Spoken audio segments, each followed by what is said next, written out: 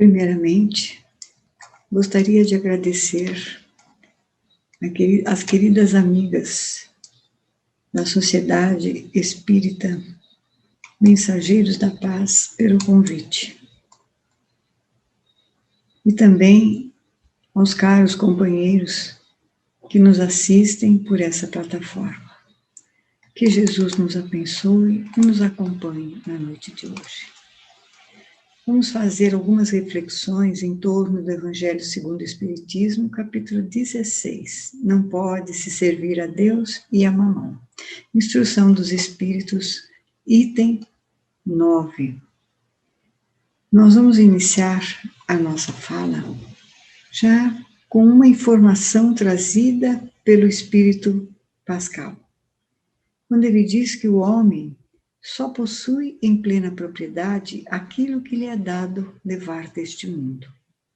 Do que encontra ao chegar e deixa ao partir, goza ele enquanto aqui permanece. Forçado, porém, que é abandonar tudo isso, não tem das suas riquezas a posse real, mas simplesmente o usufruto. Então, Pascal inicia nos informando algo que, na verdade, a gente já sabe, porque não temos condição de levar nada daquilo que for material, quando partimos para a vida espiritual.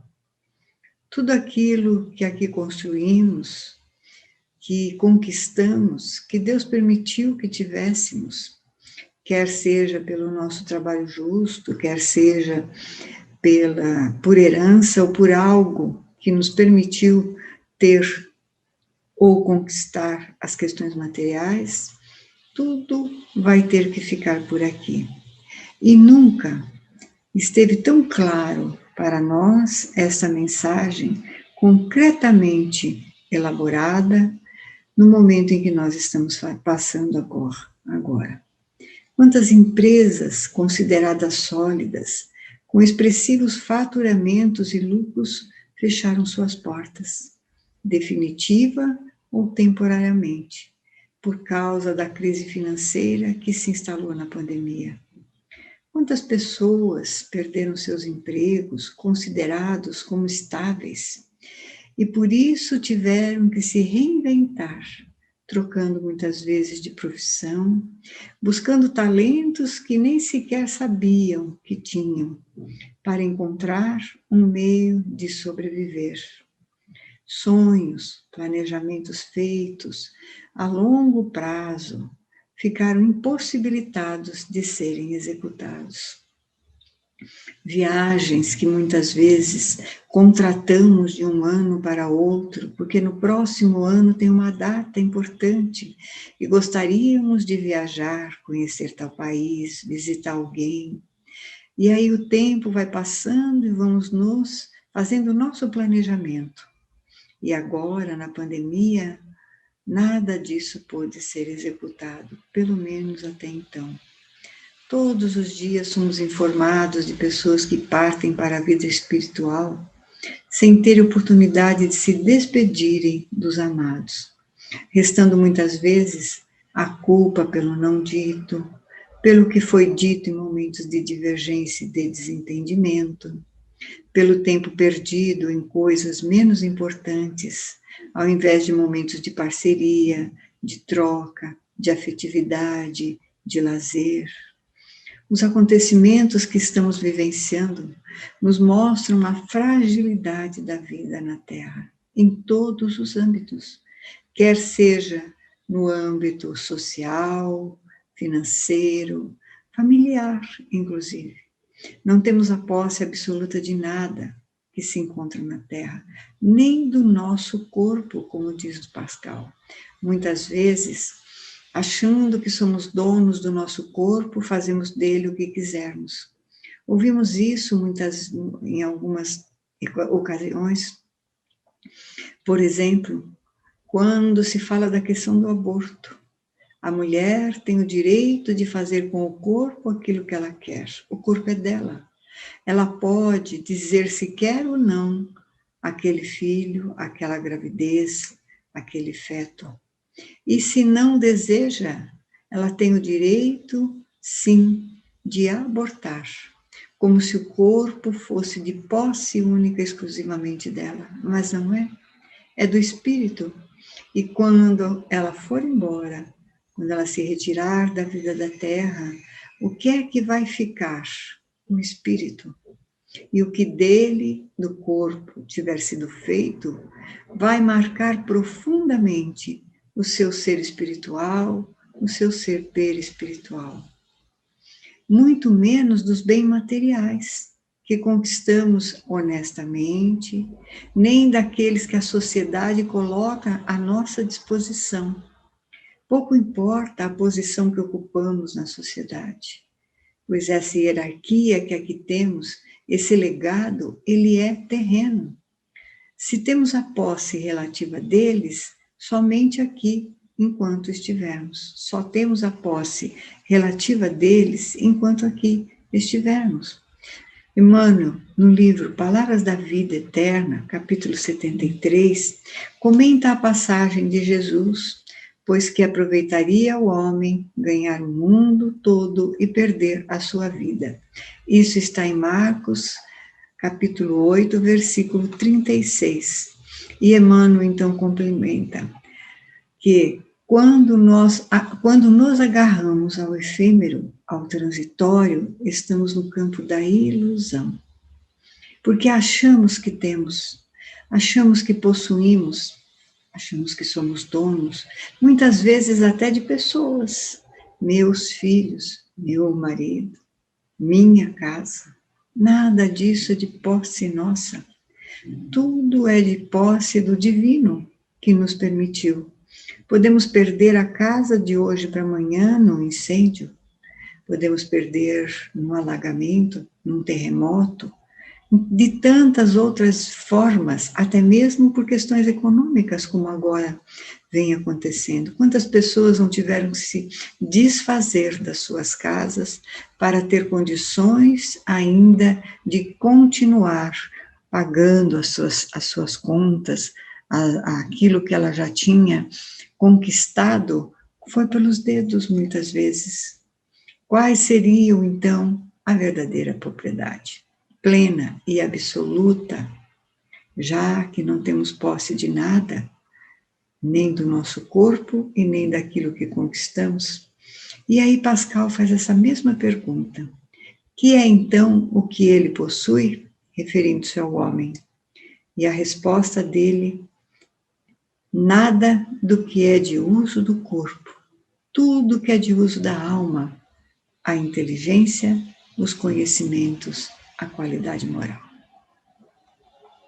Lembra-nos ainda, Emmanuel, no citado livro, capítulo 52, que a vida do homem não consiste na abundância daquilo que ele possui, mas em tudo o que espalha de bem e de útil em atendimento à vontade superior.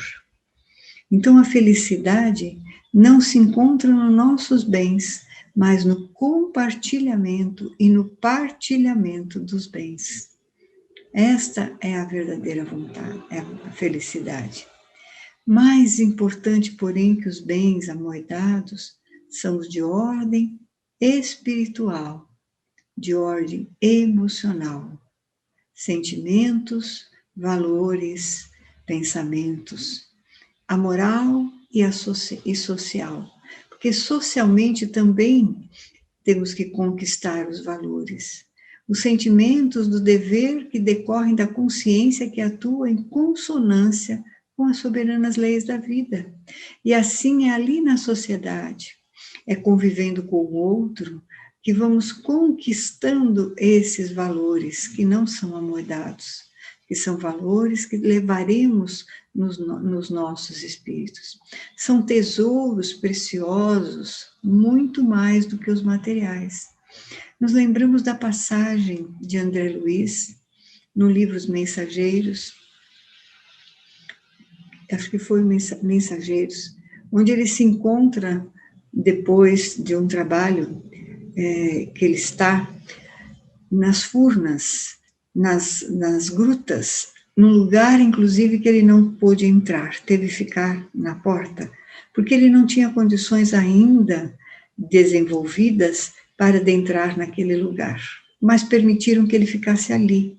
E ali ele começa a ouvir aqueles espíritos que estão com muitas dificuldades. Nos narra, inclusive, as suas aparências físicas, os miasmas, as dificuldades, todas que eles estavam vivendo. E não é que ali ele começa a ouvir uma voz, começa a perceber que ele conhece aquela voz. Quando ele percebe, é o seu avô Cláudio. Mas ele está tão envolvido com a questão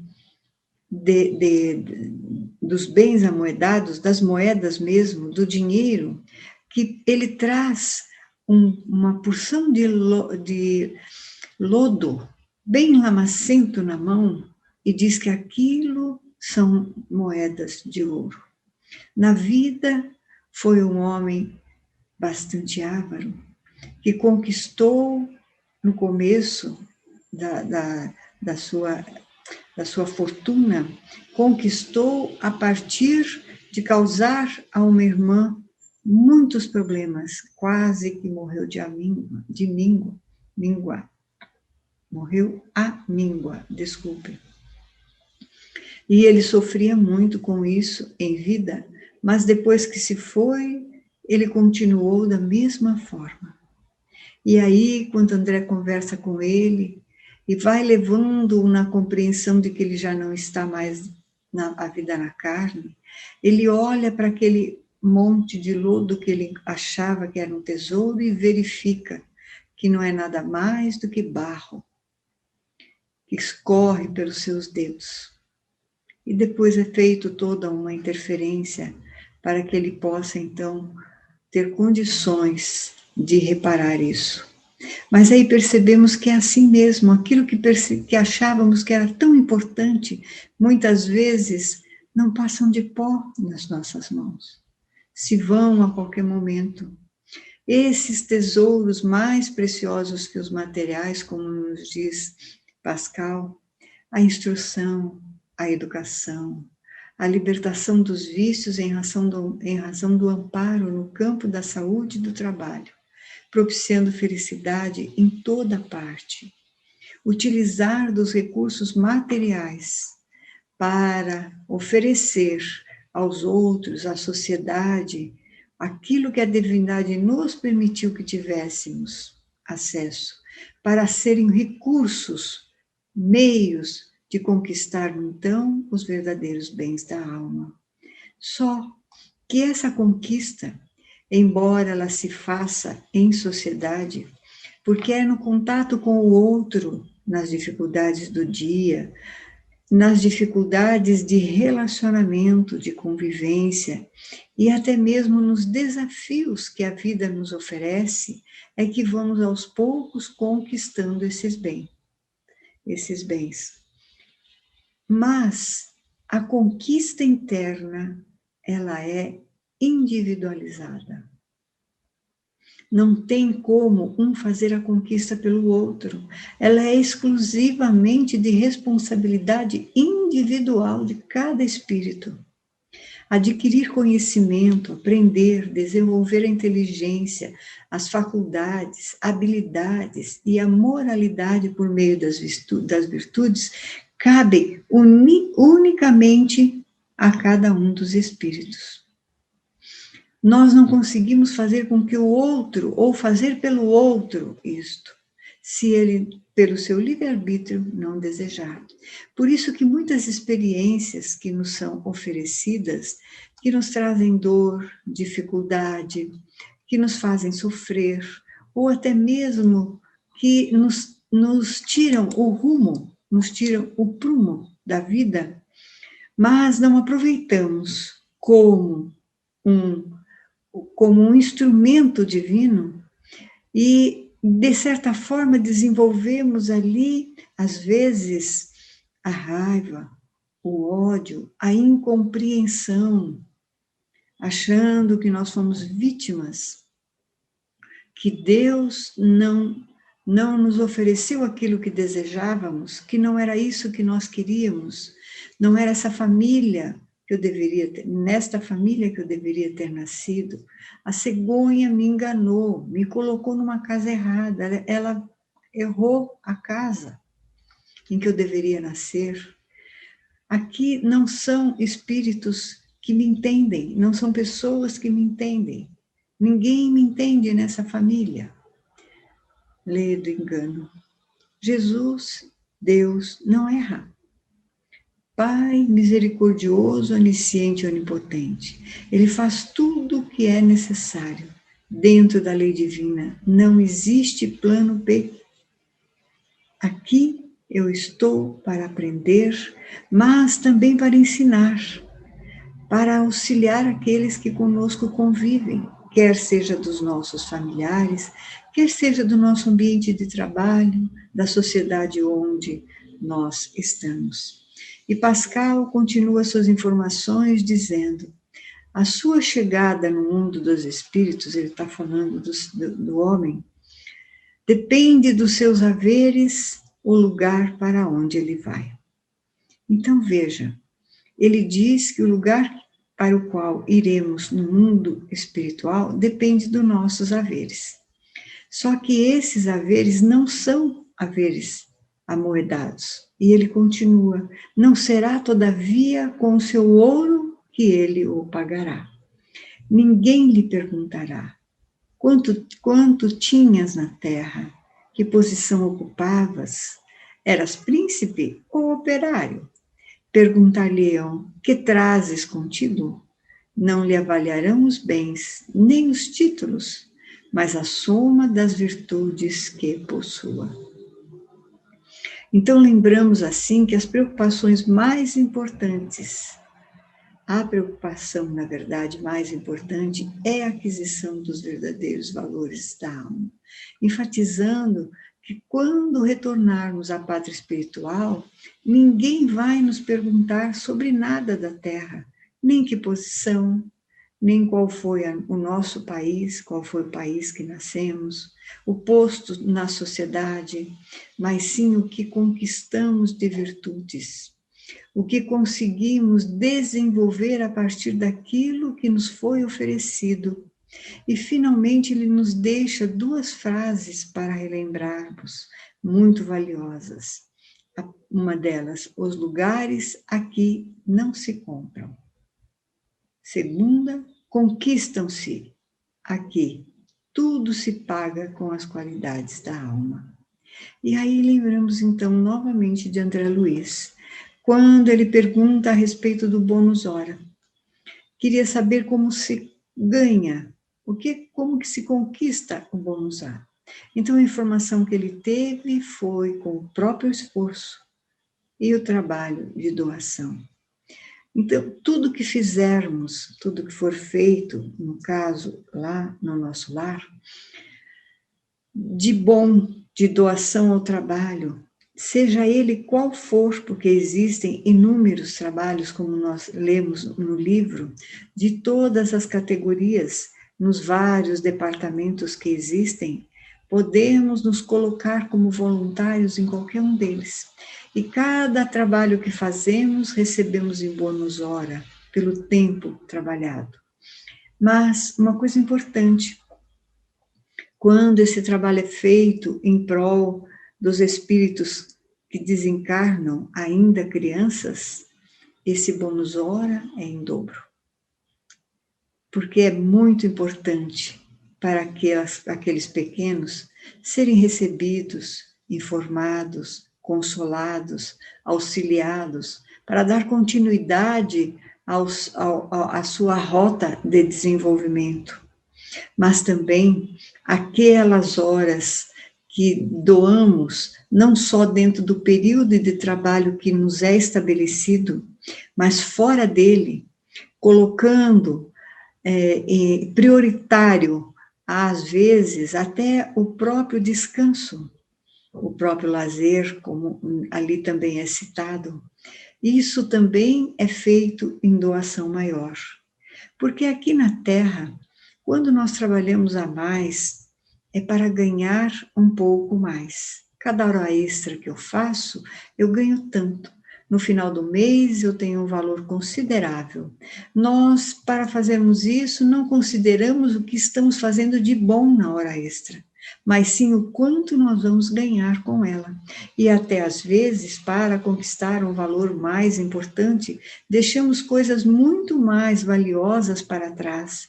Trabalhamos arduamente para conquistar coisas materiais, fazemos horas extras todos os meses com muita dificuldade, mas deixando de lado, muitas vezes, deixando de lado a própria família, a afetividade, o jantar em família, os fins de semana de lazer.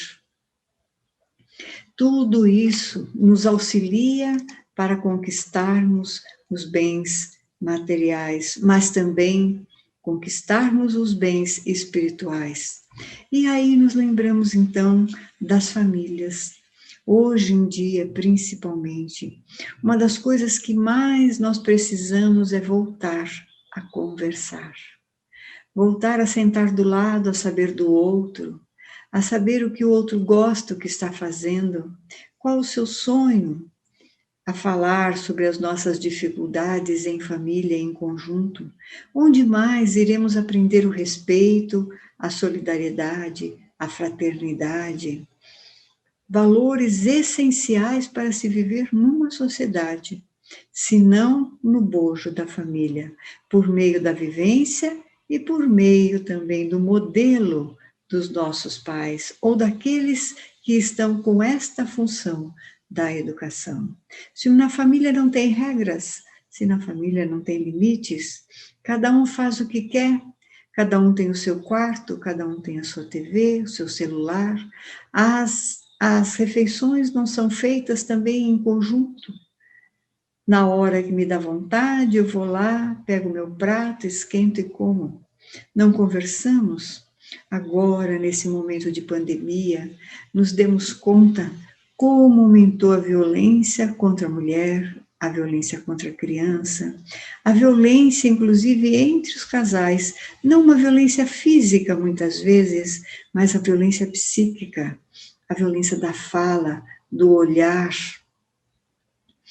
a violência que gera no outro um sentimento de mágoa, de tristeza, às vezes de raiva, ou então muitas vezes de autoestima, rebaixando o outro. Você não sabe o que você faz, tudo que você faz está errado. Quando as crianças que até então tinham os seus horários determinados, iam para a escola, muitas vezes iam a atividades extraescolares, tinham o dia inteiro para fazer uma série de coisas, hoje tem o dia inteiro para ficar dentro de uma casa, em apartamentos, muitas vezes, tendo que até então ficar na frente de um computador para estudar, e depois disso não tem o que fazer. E são agitados, e é criança, e tem toda a energia para gastar, e fica difícil de segurá-los ali, porque não temos paciência, muitas vezes, porque não solicitamos o auxílio deles para as coisas próprias que estamos fazendo, não os ensinamos coisas naturais, a fazer alguma coisa, algum alimento, a ajudar em casa, a tirar uma mesa, a colocar as suas coisas no lugar, dar uma disciplina, a sentar com eles para ler, para assistir um filme que eles gostam, para falar dos seus personagens, dos seus medos. Nunca também tivemos tanta separação, que até então era uma família tranquila, entre aspas, porque viviam juntos, mas não conviviam. E agora, na convivência, se apertam muito mais os laços afetivos, mas também as pessoas já não conseguem mais segurar aquilo que têm interiormente e transferem para o outro toda a sua indignação de ficarmos presas, sua indignação com a sociedade, com esse vírus mortal. Quantas famílias ficaram enlutadas não por uma pessoa, por 3, 4 pessoas de uma mesma família voltaram à pátria espiritual por causa desse vírus devastador. deixando aqueles que ficaram inconsoláveis, até porque fica neste momento a consciência, por que eu não fiz isto? Por que eu não fiz aquilo? Então, essas conquistas maiores, vamos aos poucos, elaborando dentro de nós, mas a partir do quê? Das ações. Primeiro do sentimento, do pensamento, trazendo o pensamento para ser realmente reflexionado sobre ele. Por que eu estou pensando isso? O que me leva a achar que é desta forma? O que meu pensamento, como que meu pensamento contribui para a psicosfera da minha casa, do meu planeta, do bairro onde eu estou, da cidade onde vivo? Como que os meus sentimentos, de uma forma ou outra, plasmam em mim doenças? A princípio pela irritabilidade, pela mágoa, pelo desamor, pelo infortúnio que estamos passando, falta de paciência, de tolerância, de amor, de solidariedade. Vamos imprimindo no nosso ser espiritual, como nos relata também André Luiz, miasmas que depois de se consolidarem no campo perispiritual, passam para o campo material por meio das doenças, dores de estômago, dores de cabeça, depressões, melancolias, síndromes que estão aí surgindo, síndrome de Burnout, síndrome do pânico, porque o vazio interior não consegue ser preenchido mais com coisas exteriores. Não tem como. Nós fomos feitos para a bondade. Nós fomos feitos por Deus para a fraternidade. Nós fomos feitos por Deus para o bem. E quando assim não agimos, falta-nos alguma coisa. É da nossa essência sermos bons. Porque Deus é bondade. Se Ele pôs o seu hálito divino em nós, como nos diz na Gênese, imprimiu o seu hálito em tudo aquilo que fez, por isso Ele está em nós, por isso Ele sabe dos nossos pensamentos, sentimentos, por isso Ele sabe das nossas ações, desejos, por isso diz que Deus está em nós, tudo sabe. Nós temos essa essência, a essência divina para o bem, e quando assim não agimos, o que conquistamos? A dor, o vazio, o sofrimento. Então, nunca foi tão atual esta passagem do livro do Evangelho segundo o Espiritismo. Nunca foi tão atual. Perdemos aquilo que achávamos que tínhamos. Nossos filhos foram embora também. Quantos filhos, quantas mães perderam? Quantos esposos foram embora? Quantas esposas foram? Mães, pais, tios, avós. E não tínhamos condição de achar que iriam, porque levávamos a vida, como levamos até hoje, no piloto automático ligado. Fazemos tudo no piloto automático, sem pensar, sem perceber. Falamos, mas não ouvimos o que falamos. Esquecemos de nos abraçar, de dar bom dia, de telefonar para aqueles entes queridos mais idosos, que também como nós estão isolados, perguntar se podemos ajudar, ligar todos os dias para saber como está, como vai passando. Muitas vezes moramos no mesmo espaço, num prédio, num condomínio, e nem sequer conhecemos o nosso vizinho do lado. Ou entramos no elevador, abaixamos o olhar, ficamos no nosso canto, saímos e não dizemos um até logo, porque não conhecemos. Quantas coisas deixamos de conquistar, porque não compreendemos que o mais importante são os valores da alma. Não importa quanto eu ganhe, se eu não aplicar isso no desenvolvimento das minhas virtudes, por meio da caridade, por meio da prática que Jesus nos fala, dos sedes perfeitos como meu Pai é perfeito. No sentido de que nós estamos no caminho, porque não vamos esperar chegar na perfeição, porque a perfeição ela é feita do hoje, do dia a dia, dos séculos afora. Até aqui já chegamos num caminho muito distante daquele do qual nós fomos criados. Passamos por todas as etapas de transformação, de eras da nossa terra. Estagiamos em vários e vários momentos do desenvolvimento da humanidade, para que hoje estivéssemos aqui. Não temos ideia de quantos anos nós temos, quantas eras nós temos como espírito. Mas estamos aqui neste momento. O caminho já foi árduo, muito mais do que é hoje, muito mais difícil do que é hoje.